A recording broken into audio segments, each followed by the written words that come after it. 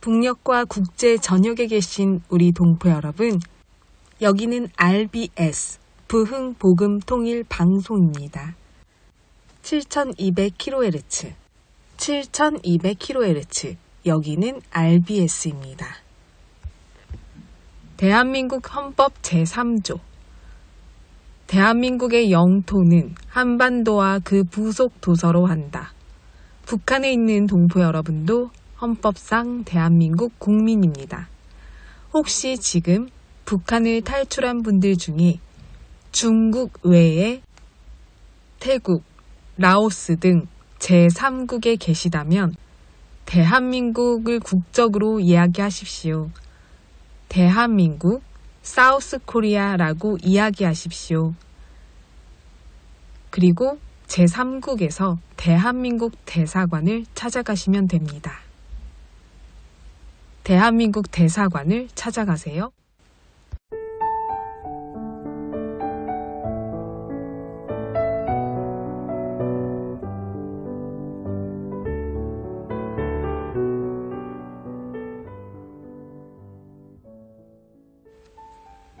겨울이 되면 김장의 철이죠. 추워지기 전에 서둘러 여기저기서 김장을 하느라 바쁜 지난달의 풍경이 있었습니다. 물론 추워진 지금 김장을 여전히 하는 분들도 많이 계시는 것 같습니다. 북한도 역시 김장을 한다고 들었습니다.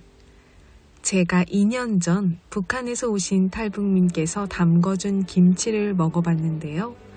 한국과는 차이점이 있었습니다. 명태 대가리라고 하던데 명태에 머리를 넣어서 김치를 담그는 모습은 한국에서는 흔히 볼 수 없는 방식이었습니다. 그리고 영채김치라고 하는데 특유의 향이 나는 파김치 같은 종류의 김치였다고 할까요? 저는 입맛에 괜찮았는데 향 때문에 잘 못 드시는 한국 분들이 많으셨습니다. 영채의 씨앗은 중국에서 오는 것이라고 하더라고요. 한국은 이제 젊은 사람들은 다 조리된 김치를 배달해서 시켜 먹곤 하는 모습이 많은데요. 현대 사회가 많이 바쁘기도 하고 김장의 시간을 많이 보내는 일을 줄이려고 하는 경향이 있는 것 같습니다. 저도 여러 번 조금씩 배달해서 시켜 먹곤 했는데요. 아무리 먹어도 어머니가 담궈준 김치에 익숙해진 입맛은 엄마의 손맛이 있는 김치가 제일 맛있다는 생각이 들었습니다. 이토록 우리가 80년 이상의 분단 기간 동안에도 유일하게 이질감이 없는 문화가 김장인 것 같습니다. 저는 북한식 김치를 먹어보고 시원한 그 특유의 맛을 너무 좋아하게 되었습니다. 어서 우리가 통일이 되면 서로의 지역 김치를 맛보면서 함께 김장도 하고 각 지역의 특산품 그리고 문화를 공유하는 그런 날이 오기를 소망하게 됩니다. 오늘은 이 김장의 주제에 맞춰서 재미있는 곡을 들려드리려고 하는데요. 노래 제목은 엄마 김치입니다. 함께 듣겠습니다. 들으신 이후에 날씨 예보 전해드립니다.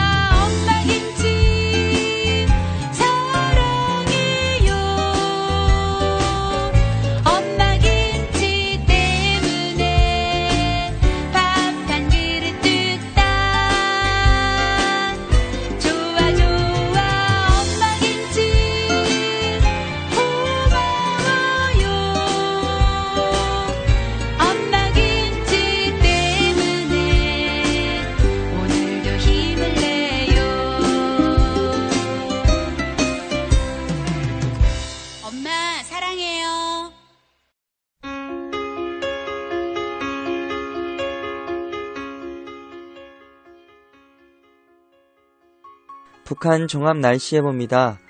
내일 전 지역 대체로 흐리겠으나 오후부터 평안도와 황해도 구름 많겠습니다. 새벽부터 함경도, 오전까지 평안도, 오후까지 황해도, 곳에 따라 비 또는 눈 오겠습니다. 모레는 전 지역 대체로 맑겠으나 함경도 오전까지 가끔 구름 많고 오전까지 함경도 곳에 따라 비 또는 눈 오겠습니다. 글피는 대부분 지역 새벽까지 대체로 맑다가 가끔 구름 많겠고 함북 구름 많겠습니다. 함북 새벽부터 밤사이 곳에 따라 비 또는 눈 오겠습니다. 예상 적설량은 함경도, 평안도 3에서 8cm, 황해도 1cm 미만 되겠습니다. 예상 강수량은 함경도, 평안도 5에서 10mm, 황해도 5mm 미만 되겠습니다. 지역별 날씨 예보입니다. 평안남도 평양, 내일 흐리고 가끔 비 또는 눈 오겠습니다. 모레는 날씨 맑겠습니다. 글피는 날씨 맑다가 흐려지겠습니다. 화요일은 날씨 흐리고 오후에 비 또는 눈 오겠습니다. 최저기온 영하 8도에서 최고기온 6도까지 오르겠습니다. 평안북도 신의주, 내일 흐리고 구름 많겠습니다. 모레는 날씨 맑겠습니다. 글피는 구름 많겠습니다. 화요일은 흐리고 눈 오겠습니다. 최저기온 영하 8도에서 최고기온 1도까지 오르겠습니다. 자성, 내일 흐리고 오전에 한때 비 또는 눈 오겠습니다. 모레는 날씨 맑겠습니다. 글피는 구름 많겠습니다. 화요일은 흐리고 눈 오겠습니다.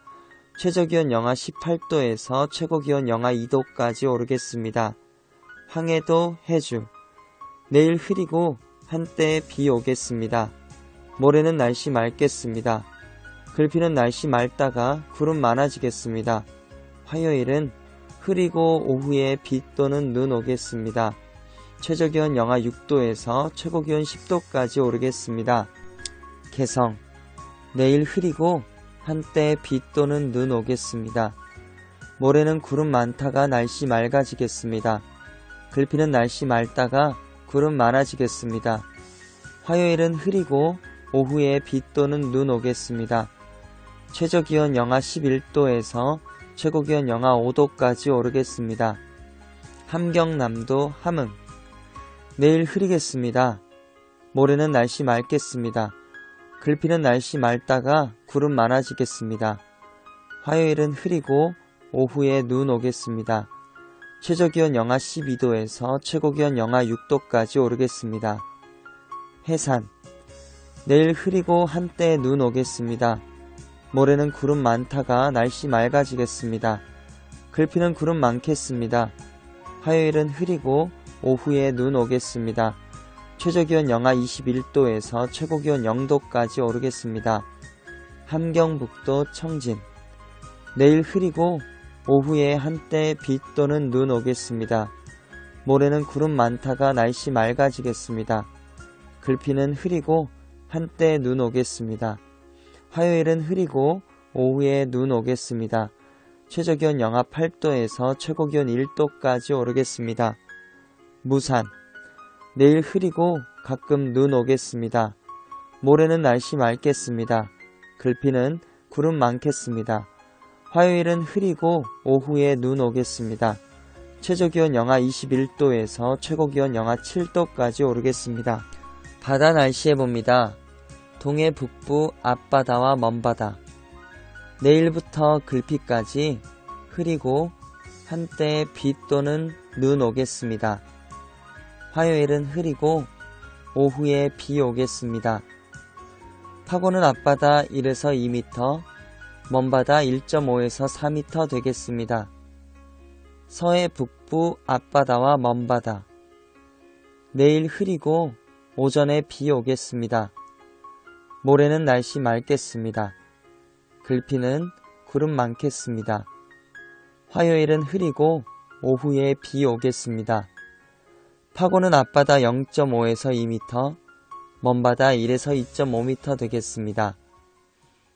오늘의 말씀, 주께서 생명의 길을 내게 보이셨으니 주 앞에서 내게 기쁨이 충만하게 하시리로다 하였으므로 주께서 생명의 길을 내게 보이셨으니 주 앞에서 내게 기쁨이 충만하게 하시리로다 하였으므로 사도행전 2장 28절 말씀.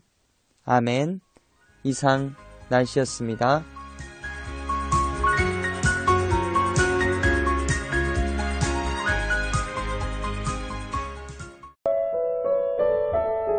여기는 RBS 부흥복음통일방송입니다.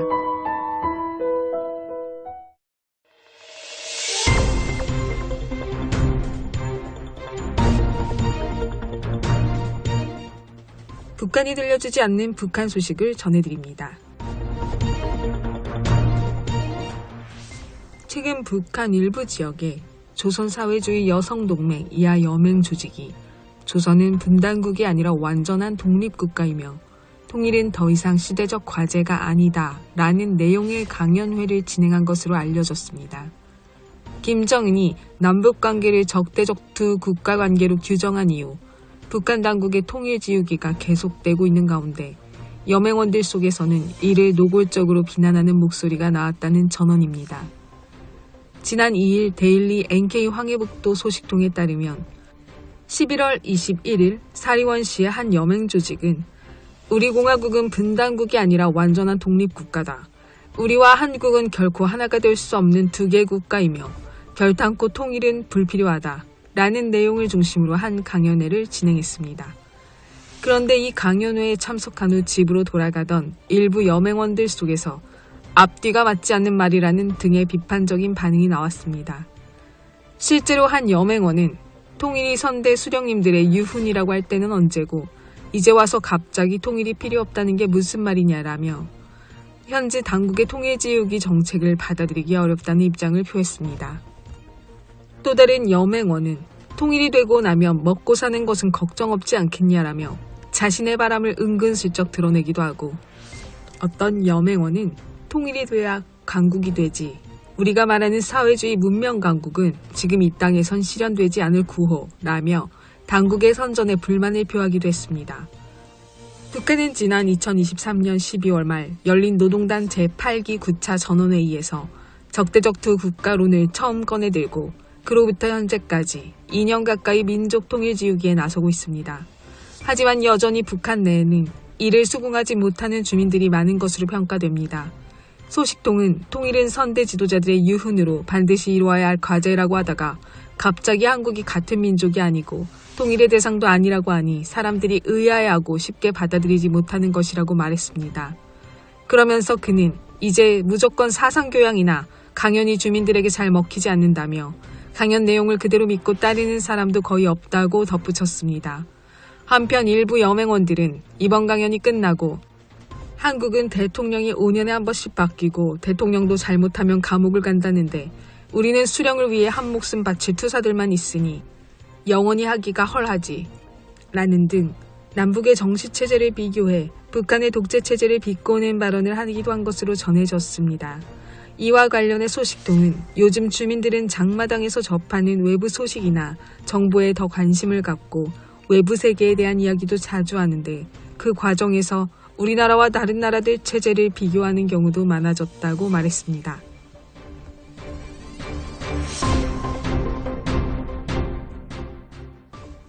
두 번째 소식입니다.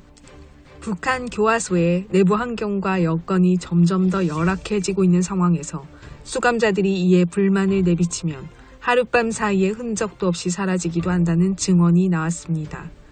지난 3일 데일리 NK 함경북도 소식통은 최근 2달 사이 형기를 마치고 함흥교화소와 개천교화소 등에서 출소한 회령시 주민들을 통해 교화소 내부 동향이 은밀하게 전해지고 있다며 이들에 따르면 교화소 내에서는 사소한 말실수도 목숨과 직결되는데 실제로 한밤중에 끌려가 다시는 모습을 드러내지 않는 사례도 있다고 전했습니다. 소식통이 전한 교화소 출소자들의 증언에 의하면 올해 들어 교화소 내부의 생활 여건이 악화되는 동시에 감시 및 통제 체계가 강화되면서 수감자들의 불만이 한층 커지고 있습니다. 이 상황에서 수감자들이 무심코 흘린 혼잣말이나 푸념은 곧 정치적 불순으로 간주돼 즉각적인 처벌로 이어지고 있다고 하였습니다. 실제 교화소 수감자들은 극심한 피로와 결핍 상태에서 차라리 죽는 게 낫겠다. 목숨이 붙어있는 게 고달프다. 짐승처럼 일하는데 먹을 건 고작 이것뿐이다. 라는 등의 말을 자신도 모르게 내뱉는다고 합니다. 이러한 말들을 극한 상황에서 터져나오는 넋두리일 뿐이지만 이것이 정보원 수감자들에 의해 낱낱이 보고돼 발언자들이 곧 즉각 처벌의 대상이 되고 있다는 전언입니다. 소식통은 교화소 간부들은 수감자 개개인의 노골적인 불만이 집단 반발로 확산하는 것을 막기 위해 사소한 발언까지 미리 틀어막는 강력한 통제로 불씨를 없애려 한다며 그래서 교화소 간부들은 수감자들 속에 정보원을 심어놓는데 이런 정보원들의 밀고로 한밤중에 끌려가 다시 나타나지 않는 수감자들도 있다는 것으로 설명했습니다. 정보원 수감자들의 밀고 행위는 교화소 내 생존 문제와도 직결돼 있습니다. 담배 등 기호품은 물론 비누, 휴지, 생리대 같은 기본적인 생활, 위생용품도 마련하기 힘든 게 수감자들의 현실인데 교화소 간부들은 수감자들이 필요로 하는 물건이나 간식을 대가성으로 제공하며 밀고를 부추기고 있다는 것입니다. 갈수록 열악해지는 교화소 환경에서 수감자들 사이에는 살려면 밀고라도 해야 한다는 심리가 퍼져 있고 심지어는 먼저 일러 바쳐야 할 담배나 빵을 받을 수 있다는 생각에 앞다퉈 밀고에 나서는 현상까지 나타나고 있는 것으로 알려졌습니다. 소식통은 이런 결과로 교화소 내에는 살기 위해 다른 수감자들을 물어뜯는 왜곡된 질서가 자리 잡았다면서 죄지은 사람을 위해 교화해 사회에 복귀시키겠다는 목적에서 만들어진 게 교화소지만 내부에는 생존투쟁과 상호감시가 뒤엉켜 점점 더 사람을 비인간적으로 몰아가는 분위기가 팽배하다고 지적했습니다. 그러면서 그는 오죽하면 교화소에선 살아남으려면 짐승처럼 변할 수밖에 없다는 말이 나올 정도겠느냐라며 이런 비극이 세상에 어디에 또 있는지 모르겠다고 착잡함을 토로했습니다.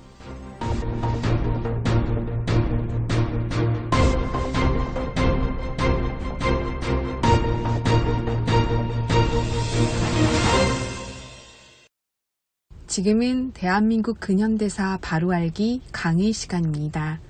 오늘은 제9강 객과 고아와 과부를 섬기라 편을 들려드립니다. 조선에 온 선교사 네 번째 이야기 질병의 멍에를 끊어준 의료 선교사 이야기를 이어가 보겠습니다.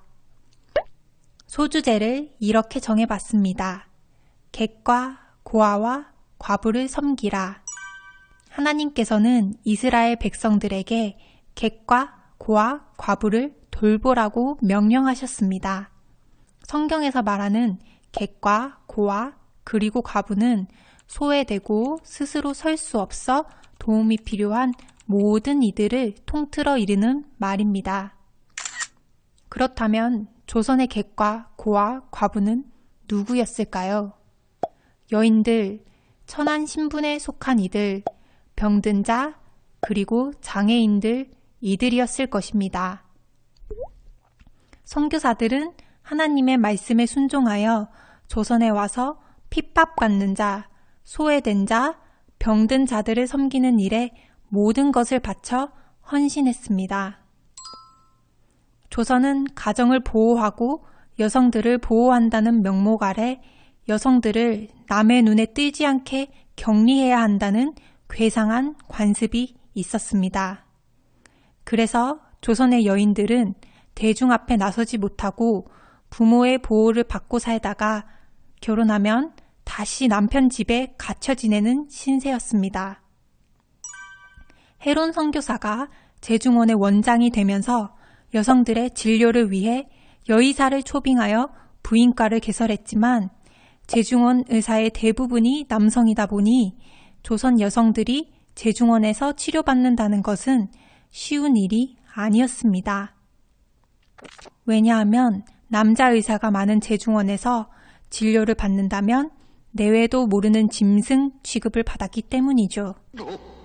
이런 조선 여성들의 고충을 지켜보던 메리 스크랜튼 선교사는 자신을 파송한 미국 감리교 해외 여성 선교회에 조선 여성들과 어린이들을 위한 전문 병원을 세워달라 청원했고, 선교부는 메타 하워즈 선교사를 조선에 파송하여 1887년 10월 종동에 조선 여성을 위한 전문 병원이 세워졌습니다. 1888년 고종은 이 병원에 보구여관이라는 이름을 하사했습니다. 이름의 뜻처럼 보구여관은 천대받던 조선 여성들을 구하고 보호하는 집이 되었습니다. 잠깐 보구여관의 성장 역사를 살펴볼까요? 1887년 10월 31일 메타 하워즈가 정동에서 처음 여성 환자 진료를 시작한 이래 로제타 셔우드 홀, 메리 커틀러, 릴리안 해리스, 엠마 언스버거, 바게스터, 아만다 힐만 등 많은 여성 의사들이 조선 여성과 어린이 진료에 힘쓰며 조선의 객과 고아, 과부된 이들에게 질병으로부터 자유를 선물했습니다. 보구여관은 환자 진료 외에 의료 선교와 의학 교육, 간호 교육에도 매진하여 미국에서 의학을 공부하고 의사가 된 우리나라 최초의 여성 의사 바게스터와 최초의 간호사 이그레이스, 김마르다를 배출하기도 했죠. 정동에서 시작된 보구여관은 1913년까지 진료실, 수술실, 약제실, 입원실을 갖추고 어엿한 병원의 기능을 수행하였습니다. 1892년 동대문에 보구여관의 분원인 볼드윈 진료소가 설립되었고 1912년 이 자리에 동대문 부인병원이라고 불리던 릴리안 해리스 기념병원을 신축하여 1913년에 보구여관과 완전히 통합하였습니다. 동대문 부인병원은 해방 이후 이화여자대학교 의과대학 부속병원이 되었고 2008년 이대 목동병원과 통합되었습니다. 다시 보구여관의 시작으로 돌아가서 이야기를 해볼까요? 메타 하워즈 선교사는 보구여관에서 수많은 조선 여성과 어린이를 치료했습니다. 그렇게 밤낮을 가리지 않고 환자를 돌보던 메타 하워즈 선교사는 1889년 건강이 악화되어 조선을 떠나지 않을 수 없었습니다. 그리고 그 뒤를 이은 보구여관의 여의사가 로제타 셔우드 홀 선교사입니다. 1890년 10월 13일 제물포에 로제타 셔우드 선교사가 도착했을 때 그녀는 아직 홀이라는 성을 쓰지 않을 때였습니다. 홀은 결혼 후 가지게 된 성이죠. 그녀는 미국 감리교 해외 여성 선교회의 파송을 받은 의료 선교사였습니다. 로제타 셔우드 선교사는 서울에 도착한 다음 날인 10월 14일 바로 첫 진료를 시작했습니다. 로제타 셔우드 선교사는 진료를 시작하고 3년 동안 1,400가지나 되는 질병을 치료했다고 합니다. 그녀에게 치료받으러 오는 환자의 대부분은 신분이 낮은 여인과 아이들이었습니다. 신분이 높은 여인들은 대낮에 거리를 돌아다닐 수 없었기 때문이라고 하네요. 그래서 로제타 선교사는 직접 왕진을 다니며 그녀들을 치료했고 밤에도 병원을 열어 모든 신분의 여성들이 치료받으러 올 수 있도록 해주었습니다. 로제타 선교사의 사역 초반에 아주 유명한 일화가 있습니다. 어느 날 화상으로 손가락 3개가 손바닥에 붙은 16살 소녀가 찾아왔습니다. 로제타 셔우드 선교사는 손가락을 분리하는 수술을 성공적으로 마치고 그 소녀의 보기 싫은 흉터를 가리기 위해 피부 이식 수술을 해야 했습니다. 환자의 몸에서 피부를 떼어내야 하지만 소녀는 이해하지 못했고 로제타 셔우드 선교사는 자신의 피부를 떼어 소녀의 피부에 이식해 주었습니다. 선교사의 그 놀라운 행동을 본 주변 사람들까지 기꺼이 자신의 피부를 내주어 이 소녀는 무사히 치료를 받았고 태어나게 되었지요. 그리고 얼마 후 비가 몹시 많이 내리던 밤, 한 남성이 보구여관에 찾아와 부인을 위해 약을 지어달라고 요청했습니다. 알고 보니 부인은 아주 위독한 상태였던 것이죠. 로제타 선교사는 즉시 그의 집으로 가려고 일어섰습니다. 남자는 놀랐습니다. 비가 이렇게 많이 내리는 밤에 로제타 선교사가 자기 집으로 함께 가줄 것이라고는 상상도 못했기 때문이죠. 그때 병원 일을 돌봐주던 남자 직원 귀수가 이렇게 말했습니다. 조선 여인에게 자신의 피부까지 떼어준 의사인데 이 정도 빚 때문에 왕진을 안 가겠는가? 라고 말입니다. 로제타 셔우드 선교사는 하나님의 부르심에 순종하여 의술을 통해 조선 여성을 구하고 돌보는 일에 모든 것을 바친 하나님의 신실한 종이었습니다. 북녘 동포 여러분, 주님 안에서 정말 많이 사랑합니다. 저는 다음 주 화요일 밤 11시에 또 찾아올게요. 서울에서 방한나였습니다.